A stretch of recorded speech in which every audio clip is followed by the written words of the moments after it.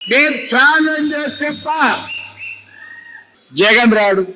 ఎందుకు రాడని చెప్తున్నానంటే, నేను కళ్యాణదుర్గంలో రాళ్ళు వేశారు, కానీ ఎంతమంది ప్రజలు చూసినారు? ఏంటప్ప ఈ కాలంలో ప్రతి ఒక్కడు ఏమి కోరుకుంటున్నాడంటే, పొద్దున్న లేసానే మా పనులు మేము చేసుకొని మళ్ళీ మధ్యాహ్నం వచ్చి మా పిల్లలకు బువ్వ పెట్టి చల్లగా పనుకోవాలనుకుంటున్నారు.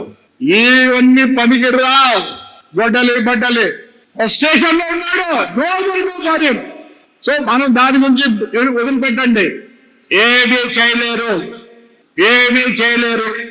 మనలో ఉంది కొద్దిగా. మరి పెద్దలు ఉన్నారు, ఎందుకంటే నాకన్నా ఎక్కువ చదువుకున్నారు, they have seen the world.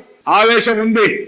74 ఏళ్ళు ఆవేశం పనిచేయదు, కానీ నమస్కారం పనిచేస్తారు. You have to touch each and every voter. దీనికి భయపడాల్సిన లేదు. బట్టలకి వాళ్ళు భయపడి మనల్ని బెదిరించాలని చూస్తున్నారు. దయచేసి చెప్తున్నా, నా పార్టీకి ఎంతో మంది కార్యకర్తలు ఉన్నారు, ఎక్కడ లేని సంక్షేమ కార్యక్రమాలు చేసినారు. We have to go to the root level of the village. Definitely 100% we are going to succeed.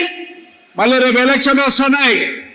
వాస్తవం చెప్పాలంటే ఎంతమందిని నామినేషన్ వేయించినారు. ఆ రోజు ఘోరాలు జరిగినాయి.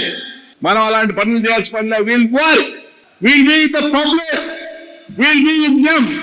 They have to do everything. So election వస్తామని everybody has to take serious. పెద్దలు మా తమ్ముళ్ళు,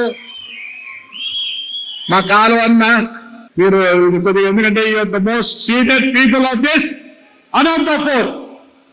సో ద హోల్ పల్లకి భుజాల మీద ఉంటే please if I adjust something ఏమైనా చెప్పింటే, తప్పు చెప్పింటే క్షమించండి పెద్దలు.